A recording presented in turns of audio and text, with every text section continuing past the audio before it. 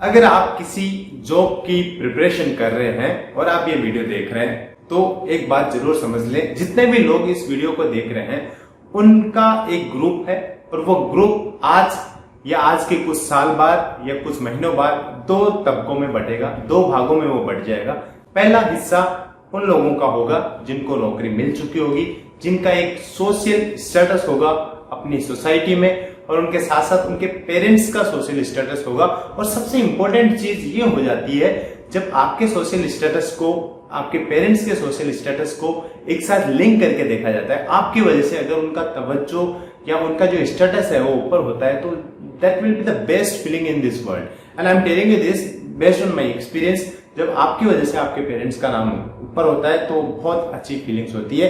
उसके अलावा आपका जो इकोनॉमिक जो फाइनेंशियल स्टेटस है, जो आपकी सिचुएशन है वो इम्प्रूव हो जाएगी। और एक दूसरा तबका होगा जिनका नौकरी नहीं लगेगी, जिनका सिलेक्शन नहीं होगा और वो अपनी किस्मत को कोस रहे होंगे। आज के 1 साल बाद, 2 साल बाद, 5 साल बाद वो अपनी किस्मत को कोस रहे होंगे, अपने लक पे सब कुछ ढोल रहे होंगे कि मेरी तो किस्मत ही खराब थी, मेरा तो लक ही खराब था, इसलिए मेरा सिलेक्शन नहीं हुआ।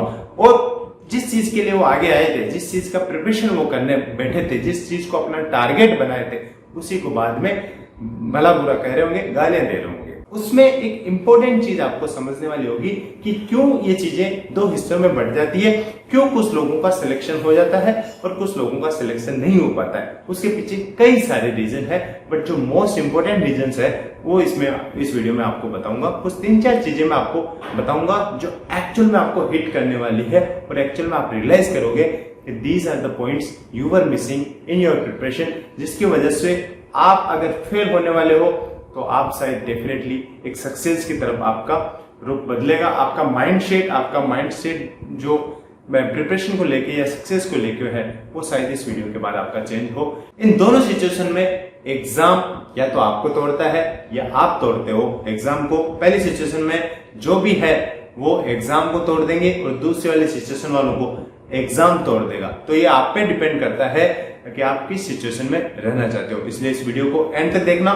शुरू करने से पहले अगर आप किसी भी जॉब की तैयारी कर रहे हैं, चाहे वो रेलवे हो, एसएससी हो, बैंक हो, यूपीएससी हो और कोई भी स्टेट एग्जाम हो जिसकी आप तैयारी कर रहे हैं, तो आप अनअकैडमी ज्वाइन कर सकते हैं। अनअकैडमी पे इंडिया के टॉप एजुकेटर्स टॉप बैचेस में लाइव में पढ़ाते हैं। आप लाइव क्लासेस अटेंड कर सकते हैं, अपने घर बैठे अटेंड कर सकते हैं। उसमें आप अपने लैपटॉप और मोबाइल में अपना अनअकैडमी का ऐप डाउनलोड करके आप वहां से पढ़ाई कर सकते हैं। इंडिया के टॉप एजुकेटर्स वहां पे पढ़ाते हैं और साथ में आपको स्टडी मटेरियल भी प्रोवाइड कराया जाता है। तो आप अनअकैडमी का सब्सक्रिप्शन ले सकते हैं। जब सब्सक्रिप्शन लोगे तो आप मेरा कूपन कोड अप्लाई करोगे मिस्टर टू टेल्स, तो आपको 10% डिस्काउंट मिलेगा। अब शुरू करते हैं हमारा डिस्कशन कि क्यों कुछ लोगों को एग्जाम तोड़ देता है और कुछ लोग एग्जाम को तोड़ देते हैं। उसमें सबसे इंपॉर्टेंट, सबसे महत्वपूर्ण जो फैक्टर है वो होता है कंसिस्टेंसी। जो कंसिस्टेंसी और कॉन्स्टेंट रहने का जो फैक्टर है वो सबसे महत्वपूर्ण रोल प्ले करता है। होता क्या है, कुछ दिनों के बाद वाई स्टार्टेड वाली जो फीलिंग होती है वो डिमिनिश हो जाती है, वो खत्म हो जाती है। और जो लेट नाइट हमें मेहनत करनी चाहिए, वो लेट नाइट जो मेहनत है वो कहीं और चली जाती है, चैट या कॉल्स में निकलने लग जाती है। एंड वाई यू स्टार्टेड वाली फीलिंग बिल्कुल गायब हो जाती है हमारे प्रिपरेशन से। जैसे टाइम मिल गया हमने पढ़ाई कर ली, कभी 1 घंटा, कभी 2 घंटा, कभी 4 घंटा और कभी बिल्कुल पढ़ाई नहीं करी। ये जो इरेगुलर पैटर्न है वो हमारी पढ़ाई में आ जाता है और यही एकमात्र ऐसा रीजन है जो आपको उस कैटेगरी में डिफरेंशिएट करता है कि आप सक्सेसफुल होगे या आप फेल्योर की तरफ जाएंगे। जो सक्सेसफुल बंदा होगा वो इस स्टेज पे हमेशा मोटिवेटेड रहेगा, हमेशा अपना टारगेट दिमाग में रखेगा क्योंकि उसने क्यों ये प्रिपरेशन स्टार्ट करी और वो हमारा जो मोटिवेशन है, जो उसका मोटिवेशन है वो हमेशा इंटैक्ट रखेगा। दूसरी तरफ जो फेल्यूर की तरफ बंदा जा रहा है वो कुछ सांसारिक मोह माया के चक्कर में अपना जो टारगेट है उसको भूल जाएगा। अब दूसरा इंपॉर्टेंट फैक्टर मैं डिस्कस करना चाहता हूं वो होता है हमारा टारगेट। जो हमारा टारगेट है किसी भी एग्जाम को लेके वो कहीं ना कहीं एक्यूरेट नहीं हो पाता है। जैसे मान लो किसी एग्जाम की कट ऑफ है 70% और हम अगर 70% टारगेट लेके ही उस एग्जाम की प्रिपरेशन करेंगे तो कहीं ना कहीं हमें सक्सेस हाथ लगते रखते रह जाएगी। कभी होगा 2 नंबर से कट ऑफ से चूक गए, कभी होगा 5 नंबर से कट ऑफ से चूक गए, क्योंकि हम प्रिपरेशन ही उतनी कर रहे हैं जितना कट ऑफ जा रहा है। और जब उतना ही कट ऑफ जा रहा है, उतना ही प्रिपरेशन कर रहे हैं, तो देयर आर चांसेस कि कहीं ना कहीं हम 2-4 नंबर मिस करेंगे, किसी ना किसी फैक्टर की वजह से हम 10-5 नंबर कम स्कोर करेंगे और हम कट ऑफ से रह जाएंगे। इसलिए always keep a high target. जैसे 70% किसी एग्जाम की कट ऑफ जा रही है तो try to achieve 80% in your mock test. 80 above रखो, ताकि कुछ भी हो, कैसा भी सर्कमस्टेंसेस हो, वहां पे एग्जाम के दिन आपको कुछ हर्डल आए, कुछ ऑब्स्टेकल्स आए, किसी वजह से आपका दिमाग सही नहीं चल रहा, मूड खराब है उस दिन, फिर भी आपके 10-5 नंबर कटे, फिर भी आप कट ऑफ से हाई रहो। तो अपना जो टारगेट का सेटिंग है वो इस हिसाब से करो, थोड़ा सा हाई टारगेट रखो, ताकि जो सिचुएशन आपके अनुकूल ना हो फिर भी आप उस टारगेट को आराम से अचीव कर पाओ। और जो तीसरा इंपॉर्टेंट फैक्टर इसमें जो होता है वो होता है डिजायर टू ग्रो मोर।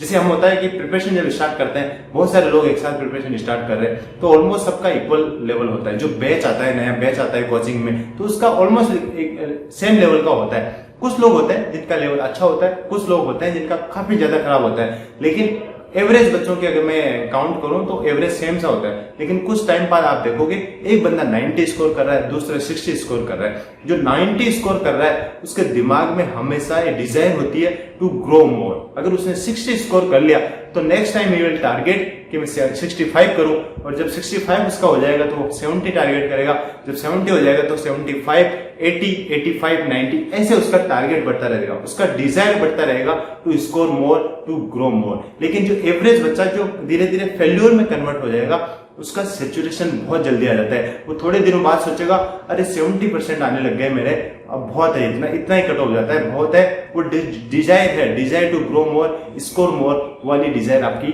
खत्म हो जाती है, और वहां पे ही आप कहीं ना कहीं मिस्टेक कर देते हो जो आपको 5-10 नंबर से एग्जाम की रेस से बाहर निकाल जाती है। तो ये इंपॉर्टेंट फैक्टर्स है जो मैं डिस्कस कर रहा हूं आपके साथ। ये 3 इंपॉर्टेंट चीजें, बहुत सारी छोटी छोटी चीजें हैं, लेकिन मुझे लगता है कि ये 3 ऐसे पॉइंट्स है जो आपको किसी भी एग्जाम की रेस में बनाए रखते हैं, और एंड में आपकी जो फाइनल लिस्ट है उसमें आपका नाम होता है इन चीजों की वजह से। जो फर्स्ट है कंसिस्टेंसी, आपको बरकरार रखनी पड़ेगी।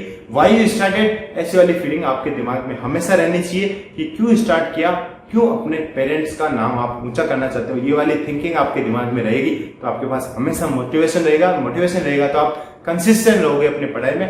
दूसरी जो आपका टारगेट है वो थोड़ा सा हाई होना चाहिए, और तीसरी आपके पास desire to grow more and score more वाली फीलिंग आपके पास थ्रू आउट द प्रिपरेशन होनी चाहिए एंड तक, जब तक आपका एग्जाम पूरा कंप्लीट ना हो जाए उस तब तक ये वाली तीनों चीजें आपके दिमाग में होनी चाहिए। और ये सब चीजें ध्यान में रखोगे तब जाके आप फर्स्ट लीग में रहोगे, जहां पे प्रिपरेशन करने वाले लोग एग्जाम को तोड़ेंगे, ना कि एग्जाम आपको तोड़े। ये चीजें आपको ध्यान में रखनी पड़ेगी, और आशा करता हूँ ये चीजें आपको अभी देखने के बाद आपके थोड़े दिमाग में क्लैरिटी आई होगी और ये चीजें आपको हेल्प करेगी। This is all in this video. Thank you guys, thanks for watching.